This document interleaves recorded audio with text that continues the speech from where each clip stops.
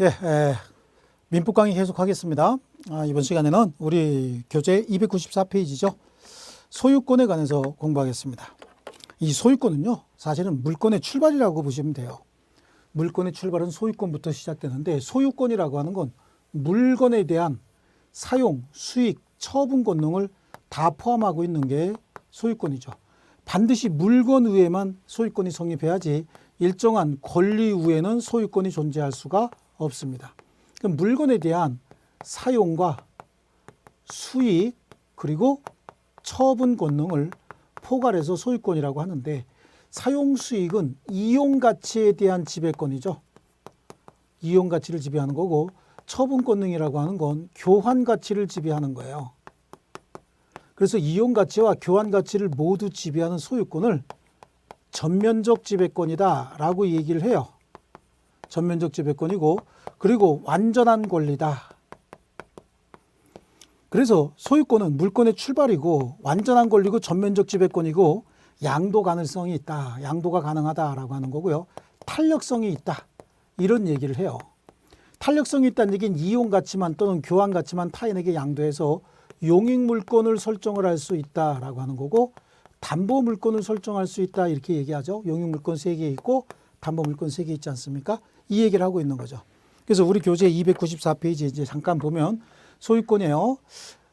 그 소유권은 법률 범위 내에서 소유물, 물건만 해당하는 겁니다. 사용, 수익, 처분할 권리를 얘기한다라고 하는 거죠. 그래서 법적 성질은 절대적, 전면적 지배권이다. 사용 가치와 교환 가치를 모두 지배한다라고 하는 거고, 사용, 수익, 처분 모두 혼일성을 갖는다, 항구성을 갖는다. 왜? 완전한 권리이기 때문에 소멸시효에 걸리지 않습니다. 그래서 너무나 완전하기 때문에 소유권을 행사하지 않고 방치한다라고 해서 소멸시효가 진행되지 않습니다. 자, 이러한 소유권은 절대적으로 보호가 됐었어요. 근데 이 소유권이 제한이 되기 시작합니다. 이 근대 국가 이전에는 소유권을 제한할 수는 없었어요. 물론 이제 고대 국가, 근대 이전의 국가에는 시민들에게 소유권의 개념이라고 하는 건 없었죠. 모든 게 다 왕의 거고, 모든 국가 재산은 다 왕 소유였고요. 국민들은 오직 왕을 위해서만 존재하는 그런 존재였었어요. 그러다가 근대 국가 이후에 뭐 권리장전이라든지 마그나카르타 이런 것들이 등장하면서 소유권을 이제 갖게 됐죠. 근데 그 소유권이 우리 자본주의 시장 경제라든지 산업혁명 이런 것들에 많은 그 기여를 합니다. 하지만 소유권의 여러 가지 병리 현상도 나타나다 보니까 소유권을 제한할 수 있는 근거가 생기는데, 그 소유권의 제한이 뭐냐면 공공복리라고 하는 기준. 그래서 공공복리라고 하는 기준에 의해서 소유권을 제한하는 여러 가지 법리가 나타나요. 그래서 우리 민법도 민법 제2조에 보면 권리 행사와 의무 이행은 신의에 쫓아 성실히 하여야 한다. 권리는 남용하지 못한다. 이렇게 났거든요. 그 말은 권리 행사나 의무 이행을 자유롭게 하기는 하되 신의에 쫓아 성실히 해야 되고 남용하는 식으로 행사해서는 안 된다라고 하는 걸 의미하는 거죠. 그래서 소유권을 제한하는데, 소유권의 제한이다라고 하는 근거가 여기 이렇게 나왔는데 참고적으로만 보세요. 그래서 소유권을 제한한다. 대표적인 게 토지거래 허가제 이런 거 있잖아요. 그 다음에 혹시 공익사업을 위해서는 토지를 수용한다. 공공복리를 지금 강조하고 있는 거죠. 그래서 뭐 개발이익 환수제라든지 이런 것까지 알 필요는 없습니다. 그냥 소유권이 전면적으로 강력하게 보호가 되지만 일부 제한할 수도 있는데, 그 일부 제한은 공공복리라고 하는 개념에 의해서 제한이 된다. 자, 그렇습니다. 뭐 타인의 침해를 인용하는 거 이런 거 큰 의미 없습니다. 자, 부동산 소유권의 범위예요. 토지 소유권의 범위는 정당한 이익이 있는 데서 그 토지 상하에 미친다라고 하는데, 이 이야기가 왜 나오냐면 소유권은 물건에 관해서만 행사할 수 있는 권리라고 얘기했잖아요. 물건에 대해서 이런 것들을 행사할 수 있는 권리인데, 이 물건은 우리 민법상 부동산 아니면 동산입니다. 부동산 아니면 동산인데, 이제 동산은 뒤에서 조금 보기로 하고, 사실은 우리 공인중개사 시험에는 부동산에 관한 것만 나옵니다. 동산에 관한 건 나오지 않습니다. 여러분 시험장 가갖고 시험지 받아보시면 민법 및 민사특별법 중 부동산 중개와 관련 있는 내용 이렇게 해서 시험에 나와요. 그래서 주로 부동산에 관한 건데, 이 부동산은 우리 민법 제 99조에 보면은요, 토지와 그 정착물을 부동산이다 이렇게 얘기합니다. 토지와 정착물이에요. 그래서 토지는 당연히 이제 부동산이 될 테고요. 그 정착물 중에는 지상에 4개 정도가 토지와 별개의 부동산으로 하고, 지하에 하나 정도가 이제 토지와 별개의 부동산으로 합니다. 그래서 토지 소유권의 범위는 여기에 보면 이걸 토지라고 한번 해볼게요.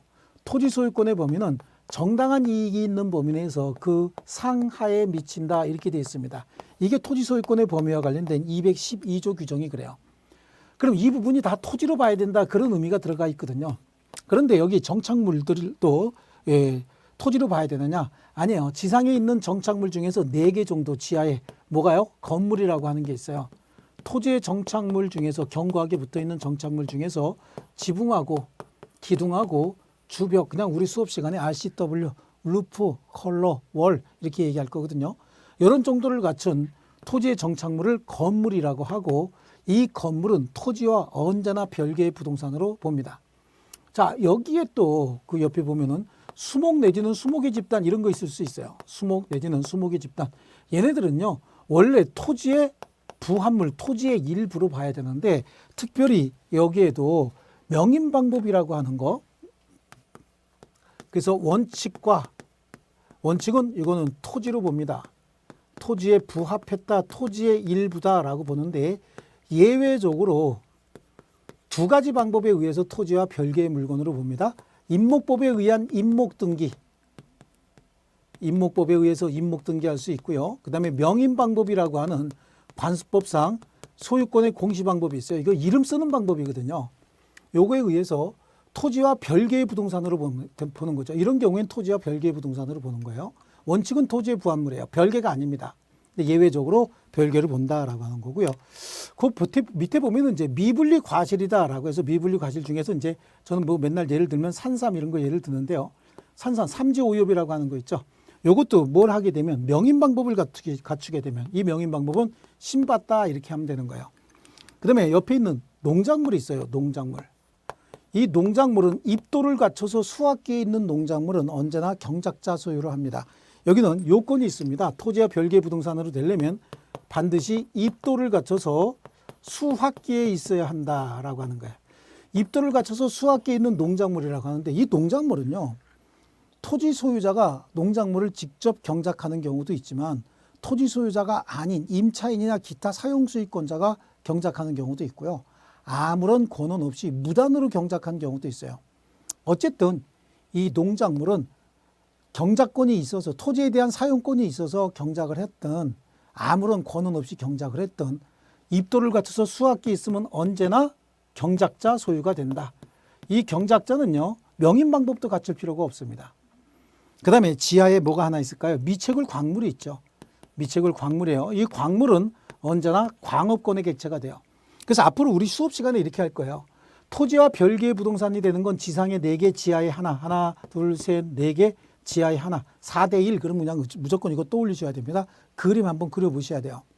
이 중에서 언제나 토지와 별개의 물건으로 취급되는 건 건물밖에 없어요. 건물이라고 하는 말을 쓰면 이게 적법한 건물이든 불법 건물이든 등기가 됐든 안 됐든 관계없이 사용이 가능하든 불가능하든 건물이라고 하려면 지붕과 기둥과 주벽을 갖춘 토지의 정착물이고 미완성 상태라고 하더라도 지붕과 기둥과 주벽 정도를 갖춘 정착물이면 건물이라고 합니다. 그래서 토지와 별개의 물건으로 취급하겠다라고 하는 게 우리 민법의 태도인 것이죠. 그래서 토지 소유권은 정당한 이익이 있는 범위 내에서 그 상하에 미친다라고 하는데요. 문제가 되는 것, 그럼 지표에 있는 자연속 여기 지상에 있는 건물 여기 4대1에 안 들어가죠. 건물이나 수목 내지는 수목의 집단이나 미분리 과실이나 아니면 농작물이나 아니면 광물 아니잖아요. 그럼 이건 토지의 일부예요. 무조건. 다른 건 볼 필요 없습니다. 이 4대1을 제외한 나머지는 무조건 토지의 일부다. 광물이다라고 하는 건 광업권을 허가받으면 토지와 별개의 물건으로 된다. 여기 있잖아요. 광업권, 광물, 미채굴 광물. 그다음에 지하수, 온천수, 동굴 이런 거는 지금 여기에 안 들어가 있지 않습니까? 그럼 무조건 토지의 일부예요. 독립한 물건이 아닙니다. 그러니까 포락된 토지다라고 하는데 이제 갑자기 이게 나와갖고 뭐 좀 당황스럽긴 한데 포락된 토지라고 하는 거, 포락이라고 하는 거 있죠? 이거 포락. 포락은 토지가 없어지는 걸 얘기를 하는 거예요. 그래서 이 포락이라고 하는 건 이렇게 이제 물길이 이렇게 잡혀 있는 이게 이제 물이 흘러가는 길이라고 하고 여긴 육지라고 할게요. 육지인데 이게 오랜 시간 동안 이렇게 흐르다 보면은 물길이 이렇게 똑바로 됩니다. 똑바로 되면은 여기에는 퇴적물이 쌓여서 이런 데가 이제 삼각주라고 하고 이런 부분은 토지가 깎여 나가잖아요. 이 부분은 깎여 나가서 물길이 돼버리죠. 이렇게요. 이렇게 조금씩 이렇게 깎여 갖고 나가는 걸 개 먹는다고 얘기를 해요. 개 먹는다. 왜 우리 여름에 어머니가 미숫가루 같은 거 타주면서 밑에 잘 안 비벼졌으니까 잘 개라 이런 말씀하시잖아요. 개 먹는다는 게 이렇게 비벼서 뭉갠다는 뜻이거든요. 이렇게 오랜 기간 동안 개 먹어서 목적물이 멸실됐다. 그럼 토지가 없어졌다는 얘기죠. 토지가 없어졌다는 얘기는 토지가 완전히 없어졌다는 얘기가 아니고 물이 흐르는 공간만큼 토지가 깎여 나가서 밑에 공간은 물에 잠겼다는 뜻이에요. 예, 그래서 이 포락이 됐는데 이 포락은 둘로 나눠서 혹시 일시적인 포락이고 또 복구의 가치가 있으면 복구해서 소유권을 회복할 수 있지만 오랜 기간 동안 자연현상에 의해서 깎여 나갔고 복구에도 상당한 비용이 든다. 그렇다는 얘기는 완전히 물길이 다 깎여서 강 바닥에 가라앉았다 그런 얘기잖아요. 그러니까 이런 정도 되면 복구할 가치가 없어서 토지 소유권은 영원히 소멸합니다. 자, 이렇게 해서 뭐 포락 쪽도 받고 포락이라고 하는 건 토지 소유권의 소멸 원인이다. 그래서 포락도 둘로 나눠야 된다. 이렇게 한번 기억하시면 되겠고요. 상린관계는 뭐냐면 인접 토지 소유자들끼리의 토지 이용 조절 관계예요. 그러니까 상린관계는 왜 문제가 생기느냐. 인접해서 두 필지의 토지가 있는데 여기는 A 소유고 여기는 B 소유다라고 하는 겁니다.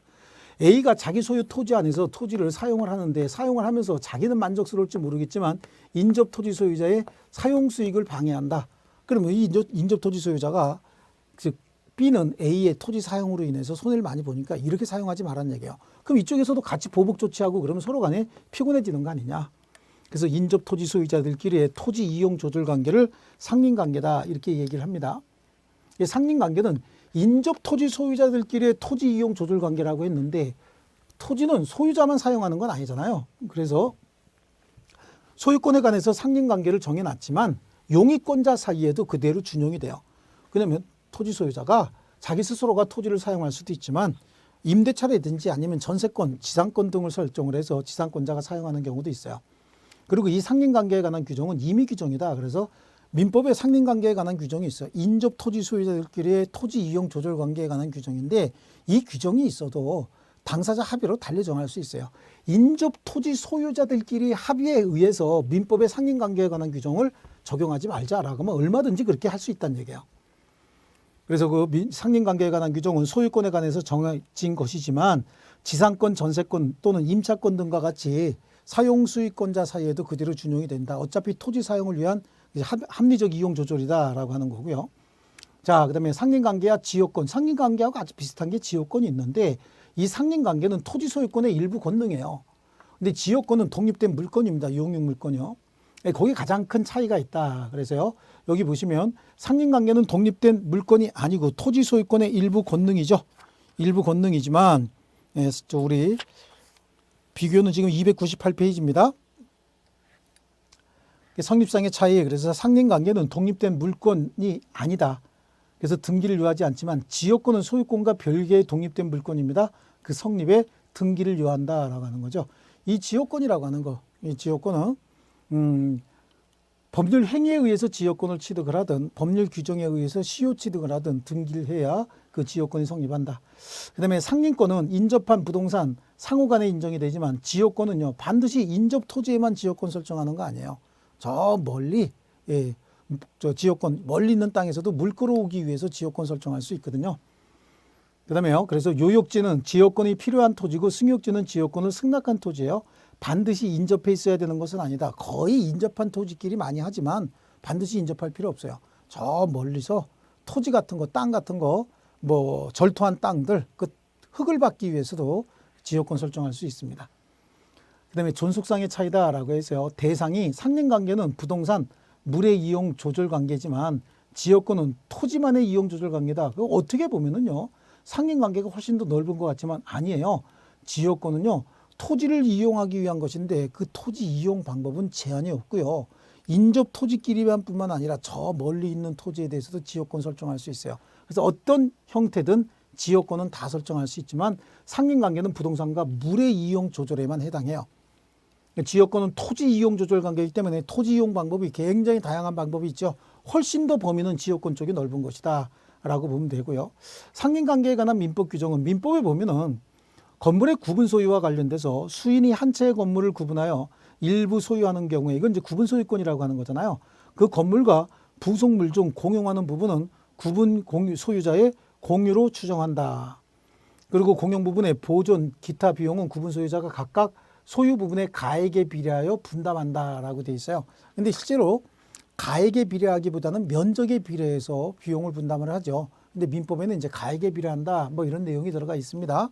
근데 실제 집합건물법이나 아니면 우리 주택법 중에 공동주택관리법 이런 데 보면은 면적에 비례해서 사용하도록 돼 있죠. 사용하고 비용을 부담하기로 돼 있다. 뭐 이것도 사실은 집합건물법이나 아니면 공동주택관리법 이런 거하고 조금 차이는 있지만 그다지 중요한 부분은 아닙니다. 근데 한번 그냥 비교하기 위해서 한번 말씀을 드렸고요. 집합건물의 소유 및 관리에 관한 법률 제가 집합건물법이다 이렇게 얘기를 했죠. 그래서 별도의 규정이 있기 때문에 민법 제215조는 그 존재가 없게 됐다라고 하는 거고요. 자, 인지사용 청구권이다라고 하는 거죠. 인지사용 청구권, 상린관계에 관한 내용을 이제 구체적으로 볼게요. 인지사용권이다라고 하는데 인접해서 토지를 사용하고 있는 두 사람이 있다라고 가정을 해볼게요. 이게 두 사람이 있는데 여기에 담장 등을 설치한 게 여기 A가 담장을 설치했다는 거죠. 먼저 그래서 담장을 설치했으면 이 담장 보수해야 되지 않겠습니까? 그럼 담장을 보수하게 되면 여기서 A가 이쪽 부분에서 보수는 쉽지만 이쪽 부분을 보수하려면 인접 토지를 들어가야 되잖아요. 그래서 이런 게 이제 인지사용권인데 토지 소유자는 경계나 근방에 담 또는 건물을 축조 수선하기 위해서 이웃 토지를 인접 토지라고 얘기를 하는 거예요. 사용을 청구할 수 있다. 그래서 사용을 청구한다는 얘기는 지금 B한테 사용할 수 있도록 해 주십시오라고 하는 거죠. 그러면 이제 승낙을 받아야 되는 거죠. 근데 승낙이 없으면 승낙에 가름하는 판결을 구할 수도 있어요. 그러니까 승낙을 안 해주면 이거 반드시 수리해야 되고 이게 잘못하면 수리 안 하면 많은 사람이 다칠 수 있다. 이런 경우에 법원에서 승낙을 해줘요. 그런데 혹시 B가 이 토지를 주거용으로 사용하고 있다. 그래서 주거에 들어가는 경우엔 이웃 사람의 승낙을 받아야 됩니다. 그러니까 승낙이 없으면 법원의 판결을 받아서 사용하는 경우도 있지만 만약에 이 토지가 주거용으로 사용하고 있다. 그럼 주택용으로 사용하고 있다. 그러면 그 판결, 승낙에 가름하는 판결을 구할 수 없습니다. 승낙에 가름하는 판결보다는 반드시 승낙을 받아야 됩니다. 그리고 이렇게 사용함에 따라서 그 이웃 토지, 즉 A가 여기를 사용함에 따라서 이웃 토지 소유자의 손해가 있으면 손해보상해 줘야 되는 거죠.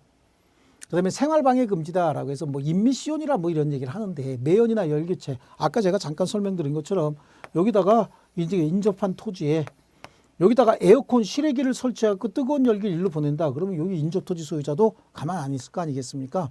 그래서 이런 거 하지 말라는 얘기예요. 그래서 매연, 열기체, 음향 등등 유사한 것으로 다른 토지로 발산, 유입해서 토지 사용을 방해하거나 거주자 생활에 고통을 주는 것을 임미시온이다, 생활방해다라고 하는 거죠. 그래서 이런 임미시온은 원칙적으로 금지가 된다. 큰 내용은 없고 여기까지만 알아도 충분하십니다. 우리 상인관계에 관한 건 주의토지 통행권을 중심으로 보시면 되는 거고요. 여기 있는 내용들 다 그다지 많이 중요하지 않습니다. 생활방해 금지도요. 그래서 우리 책으로 가면 이제 230페이지로 한번 가볼게요. 230페이지, 231페이지에 보면 이제 수도 등의 시설권부터 나오는데, 자, 여기 231페이지 수도 등의 시설권입니다. 토지 소유자는 타인의 토지를 통과하지 않으면 수도관 등 또는 전선관이나 기타 가스관 등을 묻을 수 없을 때 또는 과다한 비용이 요할 때는 타인의 토지를 통과해서 이를 시설할 수 있다. 그러니까 혹시 여기 이제 도로가 지나가고 여기에 하수관이나 또는 전선관이나 또는 뭐 상수도관 이런 것들이 이렇게 있는데 지나가고 있는데 토지 소유자가 이렇게 토지가 구성되어 있다는 얘기죠. 그러니까 A 토지고 B 토지다라고 하는 거예요. B 토지 소유자는요, 여기 주택이 있고 자기가 여기서 수도관 연결하는데 전혀 지장 없어요. 그런데 A 토지 소유자는 여기다가 건물 짓고 여기다가 수도관을 연결을 하려고 하면 인접 토지를 통행할 수밖에 없지 않습니까? 이 부분 얘기하는 거예요. 이 부분이요. 그래서 물론 이제 딴 데로 할 수는 있지만 너무 많은 비용을 요할 때는 타인의 토지를 통과해서 이를 시설할 수 있다. 이거 타인의 토지 통과해서 시설한 거죠. 또 손해가 가장 적은 장소와 방법을 선택해야지 한가운데 뚫고 나가면 안 된다는 얘기죠. 또 손해를 준 경우엔 그 시설 통과지, 즉 인접토지 B 토지 소유자에게 손해를 보상해야 된다. 그래서 이제 이 시설을 했는데 혹시 인접해서 여기에 새로운 수도관이 이렇게 다시 지나가더라는 얘기죠. 그럼 이거 철거하고 이쪽으로 다시 연결해야 되는 거예요. 그래서 시설 후 사정이 변경이 될 때 시설 통과지의 소유자는 여기 B 얘기하는 겁니다. 그 시설 변경을 청구할 수 있고 이 경우에 시설 변경 비용은 시설 통과지 소유자가 부담한다. 인접지 소유자가 부담을 해야 되겠죠. 네. 그래서 이때도 요 비용은 A가 부담하는 거고요. 여기 설치 비용이요. 그 다음에 토지 변경을 청구한다라고 할 때도 이때도 시설 통과지 소유자가 부담하는 게 아니고 218페이지에는요. 인접지 소유자가 요 사람 이 사람이 부담해야 된다라고 하는 거죠. 이건 지금 잘못됐습니다. 통과지 소유자가 부담하는 거 아니고요. 인접지, 즉 A 토지 소유자가 인접지 소유자가 자기 비용으로 시설을 변경해야 된다라고 하는 거예요. 자, 그다음에 주의 토지 통행권입니다. 어느 토지와 공로 사이에 그 토지 용도에 필요한 통로가 없어서 주의 토지를 통행하거나 또는 통로를 개설하지 않고는 공로에 출입할 수 없거나 또는 공로에 통하려면 과다한 비용을 요하는 경우에 타인의 토지를 이용할 수 있는 권리를 주의 토지 통행권이다라고 했어요. 주의 토지 통행권은 주로 이제 이렇게 여기가 공로라고 하고요. 인접해서 토지를 소유하고 있는 두 사람이 있다는 거죠. 여기 이제 A 토지 소유고 이제 B 토지다. 그런데 인접 토지 여기 지금 공로로 나가기 위해서는 이쪽으로 해서 이렇게 통행할 수는 있다는 거야. 직접 나갈 수 있는 통로가 있긴 있는데 이게 통로로서 기능을 할 수 없다는 거예요. 이 경우에는 인접 토지를 통행할 수 있다는 얘기죠. 이렇게 통행하되 가장 손해가 적은 장소, 방법 등을 통해야 된다.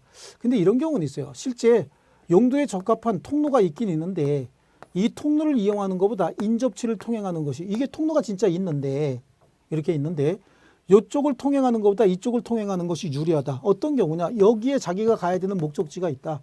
근데 이쪽을 통행해서 이렇게 가면은 저 올라갔다 이렇게 해서 유턴해서 올라오는데 차가 굉장히 많이 막힌다. 근데 이쪽으로 가갖고 이렇게 하는 건 금방이다라고 하는 거예요. 이때는 이쪽으로 가고 싶겠죠. 그래도 토지 용도에 필요한 통로가 있을 때는 이 주의 토지 통행권 행사할 수 없는 거예요. 그래서 주의 토지 통행권 이런 거예요. 그래서 어느 토지와 공로 사이에 토지 용도에 필요한 통로가 없을 때 또는 통로가 있어도 통로로서 기능을 하지 못할 때요.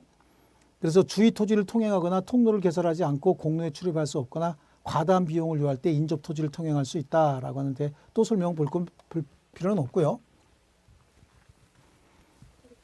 이렇게 해서 주의 토지 통행권이 생기는 주의 토지 통행권은요. 당의 토지 및 공로에 출입할 수 없는 경우 또 통로가 있더라도 당의 토지 이용에 부적합해서 실제 통로로서 기능을 하지 못하는 경우에도 인정이 되는데 주의 토지 통행권이 발생했다 하더라도 나중에 토지에 접하는 공로가 개설이 돼서 주의 토지 통행권을 행사할 필요가 없게 될 때 그렇다는 얘기는 이쪽으로 도로가 하나 뻥 뚫렸다는 거예요. 그럼 이쪽으로 굳이 다닐 필요 없잖아요. 이쪽으로 해서 이렇게 공로에 접하면 되는 거죠. 이때 그 주의 토지 통행권은 그냥 무조건 소멸한다라고 하는 거고요. 판결문 하나 보시죠. 민법 제219조 주의 토지 통행권은 어느 토지와 공로 사이에 토지 용도에 필요한 통로가 없는 경우에 그 토지 소유자가 주의 토지를 통행 또는 통로로 하지 않으면 공로에 출입할 수 없는 경우뿐만 아니라 과다한 비용을 요하는 데도 인정될 수 있다라고 하는 거고 주의 토지 통행권은 소유 토지와 공로 사이에 그 용도에 필요한 통로가 없는 경우에 한해서 인정이 된다. 이미 그 소유 토지 용도에 필요한 통로가 있다면 이 통로 있다면 이거 얘기하는 거잖아요. 통로가 있다면 다른 장소를 그 통로를 사용하는 것보다 더 편리하다는 이유만으로 다른 장소를 통행할 권리는 없다. 이게 있으면은 여길 가야 되는데 난 불편하다라고 해서 이쪽을 통행할 수는 없다라고 하는 거고요. 주의 토지 통행권이 생기면 주의 토지를 통행하기 위해서는 이 통로에 여기다가 통로를 개설할 수 있어요. 그럼 포장도 할 수 있다. 그런 의미가 들어가는 겁니다. 그래서 토지 소유자는 주의 토지를 통행할 수 있고 필요한 경우에 통로도 개설할 수 있다. 포장도 할 수 있다. 이때 가장 손해가 적은 장소와 방법을 선택한다. 여기를 통행하는 건 몰라도 한가운데 통행하게 되면 A한테 손해가 많이 생기죠. 그리고 이때 통행권자는 통행지 소유자의 손해를 보상하여야 한다. 이런 정도예요. 이런 정도고 두 번째 밑으로 보면 개설할 수 있는 통로에 보면 건축법상 요구되는 그 미터 폭에 구속되는 것은 아니다라고 해서 여기에 건축행위를 하기 위해서 나중에 미리 건축행위에 필요한 통로의 폭을 그렇죠? 도로를 확보해야 되는 거 있잖아요. 그 통로의 폭을 확보해야 되는 것도 아니다. 현재 토지 용법에 부합되는 정도만 통행할 수 있는 거예요. 자, 그래서 밑에 판례 주의 토지 통행권은 상인관계에 기하여 피통행지 소유자의 손해를 무릅쓰고 포위된 토지 소유자의 공로 통행을 위해서 특별히 인정되는 것이다 라고 해서 그러면 현재 토지 용법에 따라서만 사용할 수 있는 것이지 미래 사용에 대비해서 미리 도로폭을 확보해야 되는 건 아니다. 그런 얘기가 나올 거예요. 그래서 그 정도만 인정하는 것이지 건축법과 관련하여 도로에 관한 폭등의 제한 규정이 있다 하더라도 당연히 포위된 토지 소유자에게 그 반사적 이익으로서 건축법으로 정하는 도로의 폭이나 면적 등에 일치하는 주의 토지 통행권이 있다고 볼 수는 없다. 그렇다는 얘기 뭐예요? 현재 용법에 현재 나대지 같으면 한 80cm나 60cm 정도 통행할 수 있다는 얘기고 나대지가 아니다. 만약에 뭐 건부지다 그러면 한 3m 정도 통행할 수 있다. 뭐 그런 정도 얘기하면 될 겁니다. 그리고 주의토지 통행권은 인접한 토지 소유자 간의 이해를 조정하는 데 그 목적이 있다. 그래서 현재 토지용법에 따른 이용 범위 내에서만 인정이 되지 나아가 장처의 이행 상황까지 대비해서 통행로를 미리 확보하는 것도 아니다라고 하는 거고요. 자, 통행지 소유자에 대한 손해보상. 여기 보면 B가 이 토지를 통행함에 따라서 A는 그만큼 손해가 생길 수 있을 겁니다. 그 손해는 보상해 줘야 됩니다. 그래서 보상 의무가 있는데 그러나 토지 분할 또는 일부 양도로 인해서 공로에 통하지 못하게 된 경우 이건 뭐냐면 이 토지 자체가 원래 다 A 소유물이었어요. A 소유물이었는데 A가 이 부분만 B에게 양도했다든지 아니면 이게 한 필지 토지였는데 분할을 해서 이건 A에게 귀속되고 이거는 B에게 귀속이 됐을 때 이때는 토지 분할 또는 일부 양도로 인하여 포유지가 된 거죠. 이때는 그 토지 소유자는 다른 분할자 또는 양수인의 토지를 통행할 수 있고 이때는 보상의 의무가 없는 무상이다. 그러니까 원래는 유상인데 예외적으로 일부 분할 또는 일부 양도로 인해서 포유지가 된 때는 보상의 의무가 없고 무상이다라고 하는데 이 무상은 일부 양도 일부 분할에 직접 당사자 사이에만 허용이 되는 것이지 이게 혹시 그 토지 소유권의 특별 승계인 사이에서는 이게 다시 유상으로 바뀌는 거예요. 그래서 이 규정은 직접 분할 일부 양도의 당사자 사이에만 적용이 되고 피통행지 또는 통행지의 특정 승계인의 경우에는 주의토지 통행권에 관한 일반 원칙으로 돌아가 그 통행권의 범위를 따로 정해야 된다라고 하는 거고요. 그 판례가 지금 또 다시 그대로 나오고 있습니다. 그런데 그 밑에 민법 제219조는 어느 토지와 공로 사이에 그 토지 용도에 필요한 통로가 없는 경우에 그 토지 소유자에게 주의토지 통행권을 인정하면서 통행권자로 하여금 통행지 소유자의 손해를 보상하도록 규정하고 있는 것이다 라고 해요. 그래서 주의토지 통행권이 생기면 인접토지 소유자에게 손해를 보상해야 되는데 혹시 이 둘 사이에 무상의 주의토지 통행권이었다 또는 유상이라도 B가 갑에게 나 대신 사용해도 좋아라고 사용을 했다라고 하는 거예요. 그럼 이때 A가 보상을 청구해도 B에게 보상을 청구해야지 B에 사실상 허락을 받아서 통행하고 있는 자에게는 보상 청구할 수 없어요. 그래서 통행권자로 하여금 토지 소유자의 손해를 보상하도록 규정하고 있는 것이 통행권자의 허락을 얻어 사실상 통행하고 있는 자 손해보상을 청구할 수 없다. 그러니까 A가 B에게 손해보상을 청구하는 건 모르겠으나 갑에게는 손해보상 청구할 수 없다라고 하는 거고요. 자, 주의토지 통행권이 인정이 된다. 그런데 혹시 포위된 토지가 사정 변경에 의하여 공로에 접하게 됐다. 그럼 포위된 토지가 여기 공로에 접하게 됐거나 포위된 토지 소유자가 주의 토지를 취득함에 따라서 그러니까 B가 혹시 A 토지를 소유하거나 취득하거나 아니면 여기에 또 C 토지가 있었는데 C 토지는 공로에 바로 접하는 토지였다. 그럼 B가 이 토지를 만약에 취득하게 되면 여기를 통해서 일로 나갈 수 있지 않습니까? 그럼 인접 토지를 통행할 필요가 없게 되는 거죠. 이때도 주의 토지 통행권은 소멸하는 것이다. 자, 좋습니다. 나머지 주의토지 소유권 관련된 이제 문제들 이제 몇 개가 나오고 있죠. 그 다음에 물에 관한 상린관계. 근데 이 물에 관한 상린관계는 우리 민법에 들어가 있는 이유가 우리가 농업국가이기 때문에 물 사용이 간절했던 거예요. 그리고 물 사용에 분쟁이 굉장히 많았기 때문에 물에 관한 상린관계가 들어가 있는 것이고요. 실제로 지금은 이 물에 관한 상린관계는 우리 시험에 민법 시험에 등장한 적이 없습니다. 그리고 이거는 공인중개사 업무하고도 거의 관계가 없는 거기 때문에 쭉 넘기셔도 관계 없습니다. 이제 경계에 관한 상린관계 이게 이제 굉장히 중요한 부분이죠. 중요한 부분인데 이쪽도 사실은 그렇게 자주 나온 적은 없어요. 경계에 관한 상린관계. 근데 토지 거래할 때는요. 사실은 이 경계 부분이 굉장히 중요한 부분 아닙니까? 그래서 우리 기본서는 306페이지예요. 인접하여 토지를 소유한 자는 공동비용으로 통상의 경계표나 담장을 설치할 수 있다. 그래 인접해서 토지를 가지고 있는 사람은 담장이 필요할 텐데 그 담장은 공동비용으로 설치를 해야 돼요. 근데 담장을 설치하려면 측량을 해야 되지 않겠습니까? 이렇게 토지가 이렇게 해서 가지고 있는 사람이 있다는 거예요. 이 경계를 설치해야 되는데 경계가 혹시 이렇게 된 거냐 이렇게 된 거냐에 따라서 토지 면적이 달라질 수 있잖아요. 그러면 경계표를 설치해야 되는데 원래 실제 토지 경계는 이건데 경계표를 이렇게 설치했다라고 한다면 이 토지 소유자가 이만큼 손해를 보는 거잖아요. 그러니까 이걸 경계표 설치하기 전에 측량을 해야 돼요. 그래서 먼저 보통 측량이 먼저 이루어지고 그 다음에 경계표 담장을 설치하거든요. 이 측량 비용은 면적에 비례해서 분담하는 거고 담장 설치 비용은 둘이 2분의 1씩 분담하는 거죠. 그래서 2분의 1씩 절반씩 분담을 한다라고 하는 거예요. 왜냐하면 이쪽 땅이 넓으면 측량사들이 노력을 더 많이 했을 거 아니겠어요? 그런데 담장 설치 비용은 이쪽 땅이 넓거나 이쪽 땅이 넓다라고 해서 담장을 더 많이 사용하는 것도 아니거든요.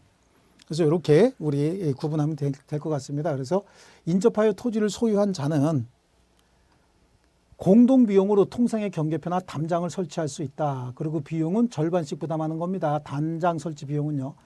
다만 측량 비용은 측량할 때 비용은 토지 면적에 비례해서 분담한다.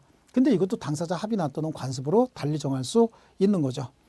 그래서 이 경계표는요. 기본적으로 담장 설치 비용은 절반씩 분담한 것으로 추정이 되기 때문에 나중에 혹시 경계표 같은 경우는 공유로 추정이 된다라고 하는 내용이 나오죠. 자, 이렇게 해서 혹시 경계표를 설치하면 그 위에 있는 내용은 뭐냐면 둘이 이렇게 여기다가 이제 경계표를 설치했다라고 하는 거예요. 근데 이제 A 토지고 B 토지라고 가정하면 B 토지에는 뭔가 중요한 것들이 더 많이 있다는 거죠.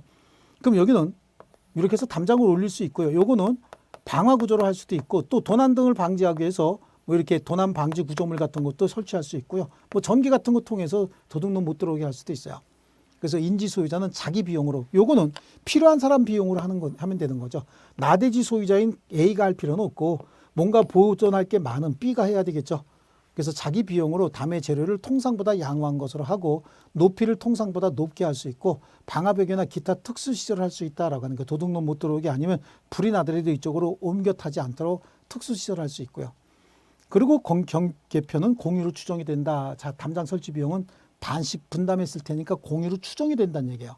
추정만 그렇게 되는 것이지 실제로 담국어든 상인자 공유로 추정이 되는데 경계표 등이 상인자 일방의 단독 비용으로 설치된 경우에 이것도 혹시 이쪽 토지 소유자가 협조 안 하는 바람에 여기 이제 뭐 A 토지라고 하고 B 토지라고 할게요. B 토지 소유자가 협조하지 않은 바람에 A 토지 소유자가 혼자서 경계표를 설치했다. 그럼 그 단독 소유가 되는 거죠. 이 경우에 공유인 경우에도 이 담장이 만약에 둘이 절반씩 부담해서 공유다라고 하더라도 이거 어떻게 분할할까요? 담장 같은 거는 분할 청구할 수 없는 게 되겠죠. 자, 그 다음에 수지 못근의 제거권이에요. 네, 수지 못근이다라고 하는 건 이 제거권 자체가 이렇게 해서 근데 여기 이제 뭐 이렇게 해서 나무 가지가 막 이렇게 열매 같은 게 맺혀 있는 나무 가지가 이렇게 뻗쳐 있다는 거죠. 여러 뭐 있을 수 있지 않습니까? 이렇게 있는데 여기에는 여기에 해당하는 목근도 나무 뿌리 얘기하는 거잖아요. 수지는 이 나무 가지 얘기하는 거예요. 나무 가지가 경계를 넘으면 먼저 제거 요구를 합니다. 제거 요구 먼저 하고 제거 요구에 응하지 않으면 임의로 제거하는 거예요. 그래서 여기는 1단계, 2단계를 거쳐야 돼요. 그런데 목근은 바로 한 방에 제거해 버릴 수 있습니다. 그래서 인접지 나무가지가 경계를 넘은 때 그 제거를 청구할 수 있고 상대방이 응하지 않으면 청구권자가 스스로 제거할 수 있어요.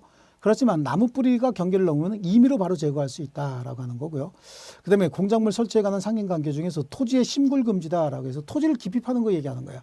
토지를 너무 깊게 파면은요 균열이 생기죠. 인접 토지에 균열이 생겨요. 그래서 이건 좀 기술적인 부분이긴 한데 이렇게 토지를 둘이 가지고 있는데 여기다 건물을 지어서 살고 있는데 갑자기 여기를 깊이 판다고 한번 생각해 보세요. 깊이 파면 여기 있는 흙이 무너져 내려서 여기 있는 지내력이 떨어지면 이쪽으로 주저앉으면서 균열이 생기죠.